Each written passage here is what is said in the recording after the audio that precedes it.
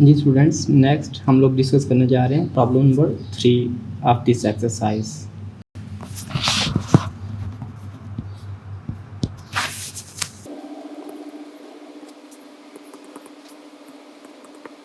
जी students, ये हमारे पास problem है। हम लोग सबसे पहले ये देखेंगे कि ये प्रॉपर है या इम्प्रॉपर है।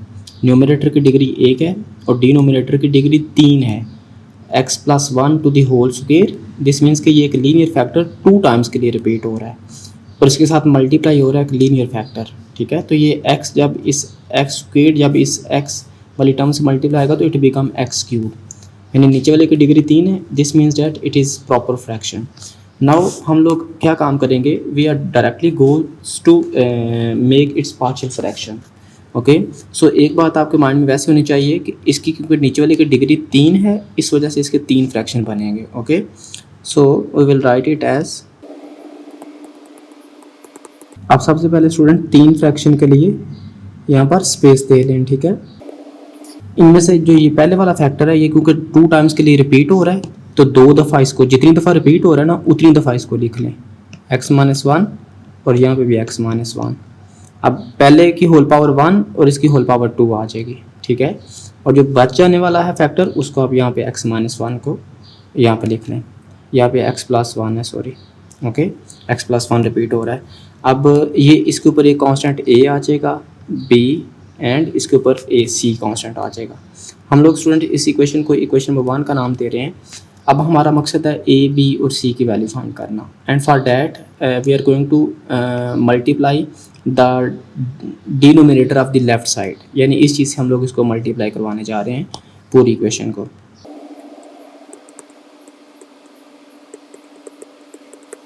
So it become, left side पे ये क्या बन जाएगा, only 4x is equal to, जब राइट साइड पे स्टूडेंट मल्टीप्लाई होगा तो ये x प्लस 1 इस एक x प्लस 1 से कैंसिल हो जाएगा, तो बाकी ये दोनों इस a के साथ आ जाएंगे। ठीक है, so it become a times plus b times x negative 1 plus c times x plus 1 to the whole square. हम स्टूडेंट्स इस इक्वेशन को ना इक्वेशन नंबर 2 का नाम दे रहे हैं। अब इस इक्वेशन नंबर 2 में से हम लोग वैल्यूज़ फाइंड करेंगे कांस्टेंट्स की, यानी a, b और c की। ठीक है, 2 मेथड हैं ये कांस्टेंट्स की वैल्यू फाइंड करने के। पहला मेथड है मेकिंग कोफिशिएंट 0 और दूसरा मेथड है इक्वेटिंग कोफिशिएंट। याद रखें हमेशा आप मेकिंग कोफिशिएंट 0, ये पहले जितने कोफिशिएंट 0 हो सकते हैं उनको पहले बना लें और बाद में आप इक्वेटिंग कोफिशिएंट पे जाएंगे। ठीक है, सो देखें जितने डिस्टिंक्ट लीनियर फैक्टर है ना उतने 0 बनाए जा सकते हैं। x प्लस 1 है एक और एक ही x माइनस 1 है, यानी 2 कोफिशिएंट 0 बनाए जा सकते हैं। सबसे पहले हम लोग यही काम करेंगे। ठीक है, सो फॉर एग्जांपल हम लोग x प्लस 1 को 0 पुट करते हैं,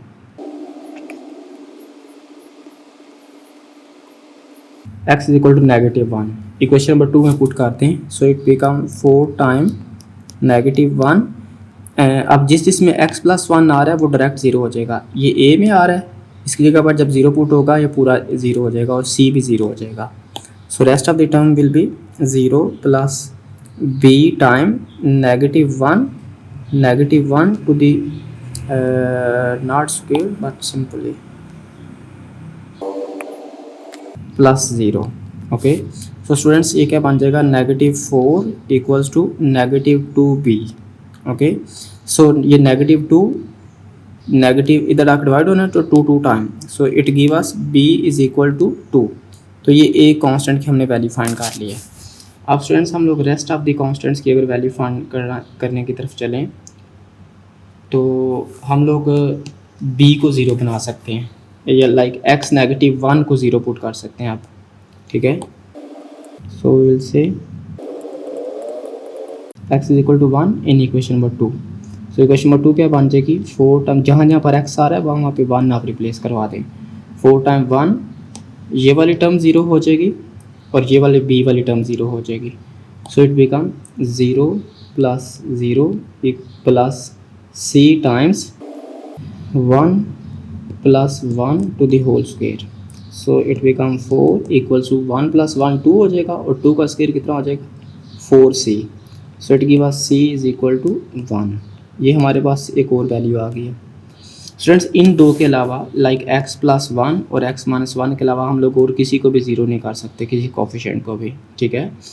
अब हमारे पास जो, क्योंकि अब हम अभी तक हमने दो कांस्टेंट की वैल्यू फाइंड की है, बी की और सी की, और हमें ए की वैल्यू चाहिए, एंड फॉर दैट डेफिनेटली हमारे पास सिर्फ एक ही अब हल है, और वो क्या है, वो है equating coefficient. So for equating coefficient हमें इस इक्वेशन नंबर 2 को दोबारा से सॉल्व करना होगा और इसको, इसके कोफिशिएंट को अरेंज करना होगा, इक्वेट करना होगा। Okay, so what mean bye solve, जैसे देखें ये ए के साथ कोफिशिएंट है, इनको सॉल्व कर लें, ये बी है इसको आगे मल्टीप्लाई करवा लें, ये सी है इसका स्क्वायर ऊपर हो रहा है, इसका स्क्वायर एक्सपेंड कर लें, तो ये काम करने हैं, यानी इसको सॉल्व करने का मतलब ये है।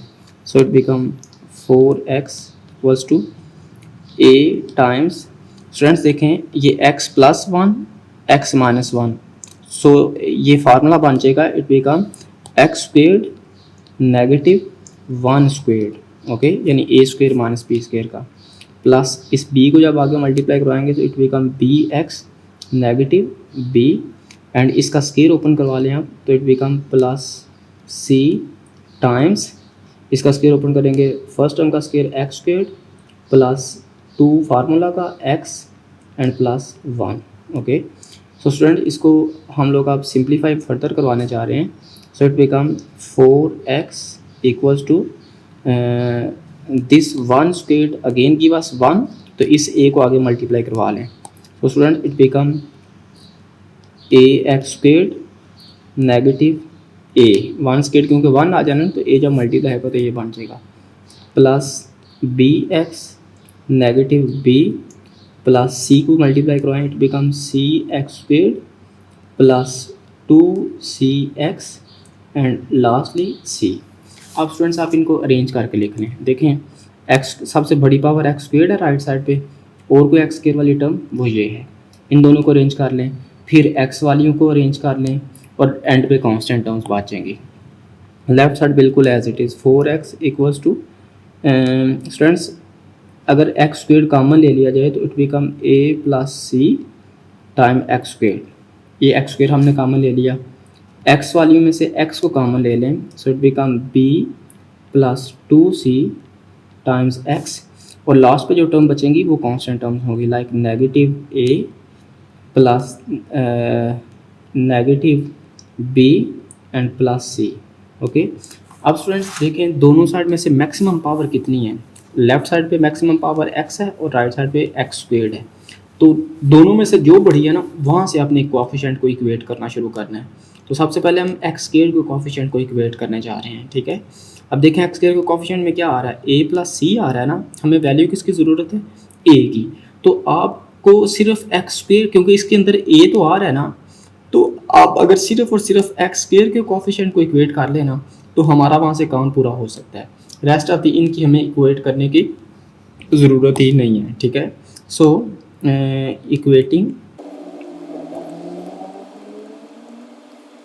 Equating coefficient of X squared, okay. So students मुझे ये बताएं कि लेफ्ट साइड पे एक्स स्क्वेयर वाली टर्म ही नहीं है तो उसका कोएफिशिएंट क्या होगा 0, और राइट साइड पे एक्स स्क्वेयर की कोएफिशिएंट क्या है, वो है a प्लस सी। स्टूडेंट्स अगर c की हम लोग वैल्यूज ऊपर से यूज़ कर लें, जो कि ये है c की वैल्यू, c की वैल्यू है 1, यहाँ पे हम लोग पुट करने जा रहे हैं, ठीक है। So it become 0 equals to a plus c, in place of c we are going to substitute 1, so from here we will get a equals to -1, okay। so in this way हमारे पास ये सारी values आ गई हैं। अब हम लोग क्या काम करेंगे, ये a b और c की वैल्यूज़ इस इक्वेशन नंबर 1 में पुट कर देंगे और ये हमारा फाइनल आंसर होगा, ठीक है।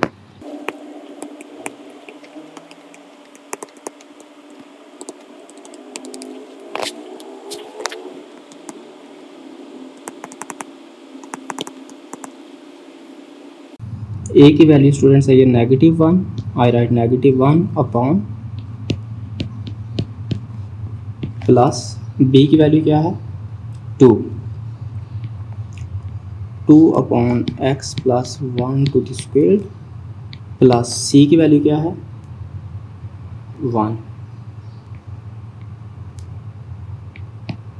1 upon x minus 1। This is the end of this question, okay. Next students 4 आप लोग करेंगे, मैं क्वेश्चन नंबर 5 आपके लिए अटैम्प्ट करने जा रहा हूँ। क्वेश्चन नंबर 5 क्या है, इट इज़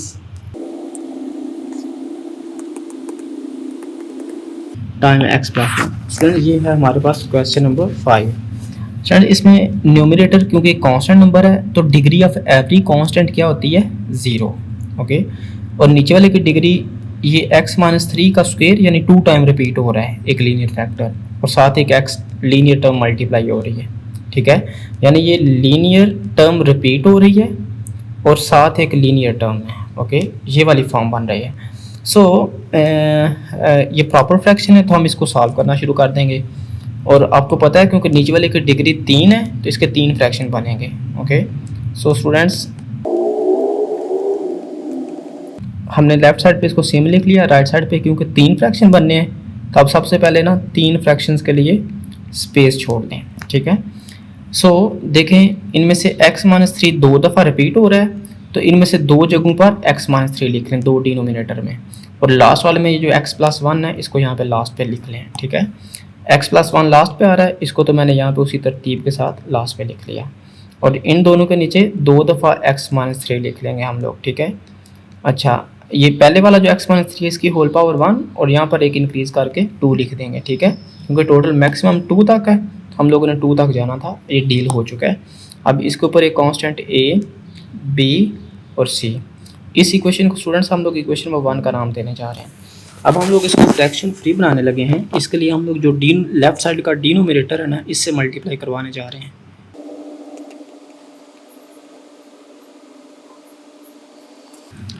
बोथ साइड पर हम इसका प्रोडक्ट जब करवाएंगे तो लेफ्ट साइड पे हमारे पास क्या बचेगा, only 1 equals to.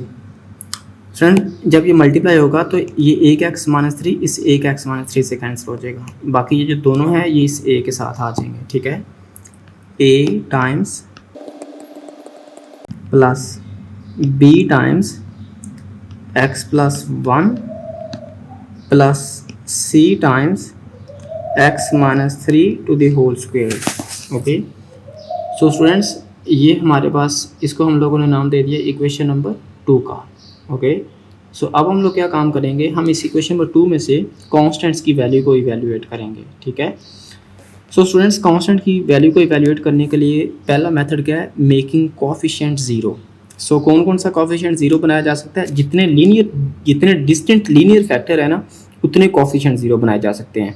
So x minus 3 और x प्लस 1 2 लीनियर फैक्टर हैं डिफरेंट डिस्टिंक्ट, तो 2 0 बनाए जा सकते हैं। तो दोनों को बारी बारी यूज़ करें आप लोग। पहले हम लोग कह लेते हैं put x minus 3 is equal to 0. So from here we will get x is equal to 3. Okay, so it become 1 equals to, ये जो a वाली टर्म है ये 0 बन जाएगी, प्लस b टाइम 3 प्लस 1 आ जाएगा। ठीक है, और प्लस c वाली टर्म भी क्या हो जाएगी, 0 हो जाएगी। So it become students 1 equals to 4b। सो यहाँ से b की वैल्यू कितनी आ जाएगी, b इज़ इक्वल टू 1/4।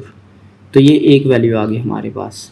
अब हम लोगों ने क्या करना है, अब हम लोगों ने इसकी जो नेक्स्ट है x माइनस 3 वाला ऑप्शन यूज़ कर लिया है। अब हम लोग x प्लस 1 को 0 पुट करेंगे।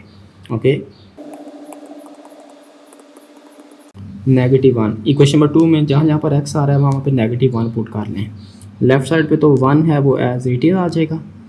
सो ये a वाली टर्म भी 0 हो जाएगी और प्लस b वाली टर्म भी 0 हो जाएगी, plus c times -1 -3 to the whole square.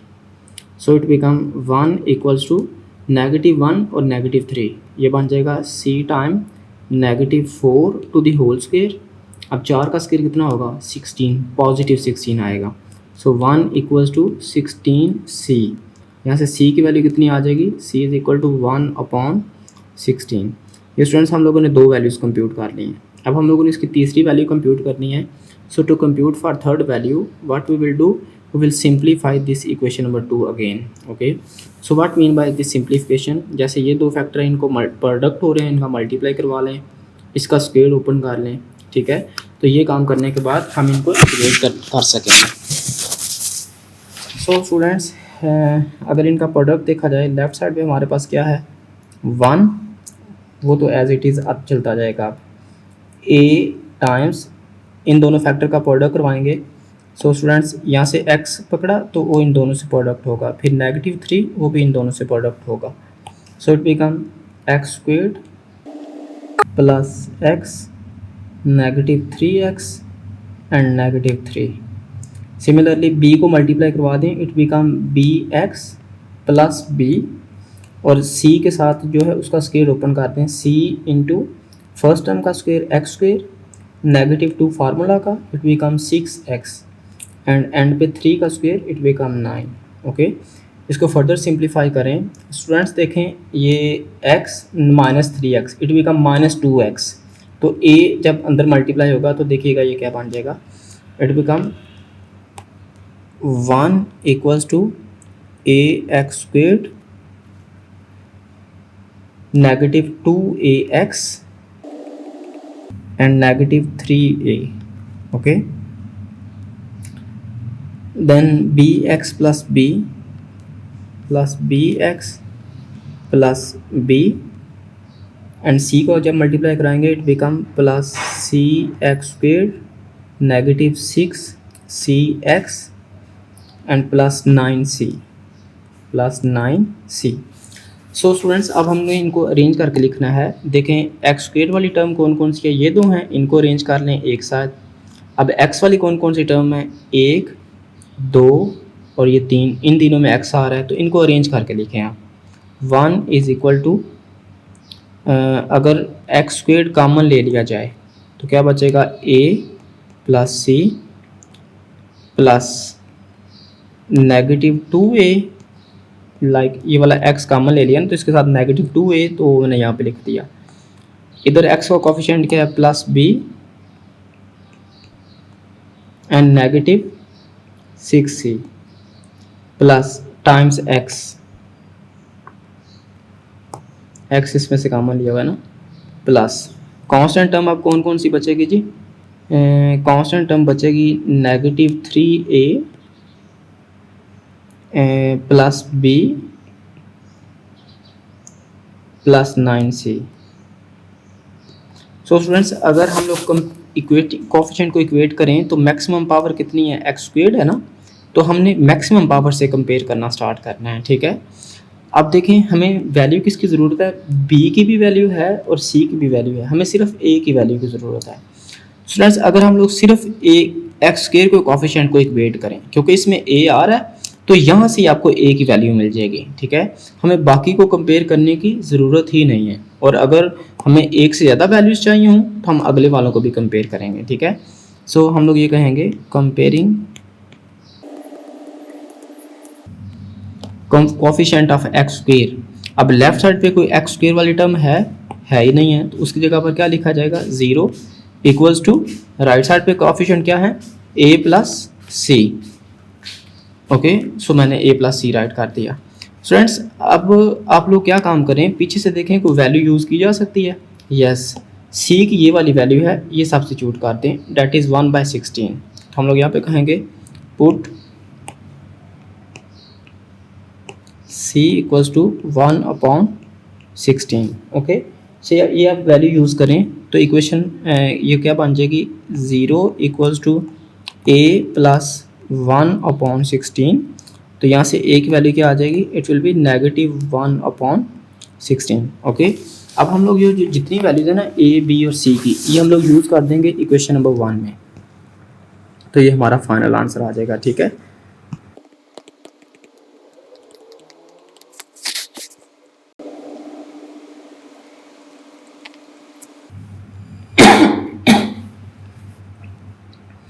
So it become a है -1/16, सो -1, तो जो 16 है ये नीचे वाले टर्म से मल्टीप्लाई होगा टाइम्स x -3 प्लस b की वैल्यू कितनी है, 1/4 प्लस 1, और वो जो बाई वाला 4 है ना वो ये नीचे मल्टीप्लाई होगा टाइम x -3 का स्क्वायर प्लस c की वैल्यू कितनी है, it is 1/16 times x plus 1. Okay, so this is the end of this solution. Okay.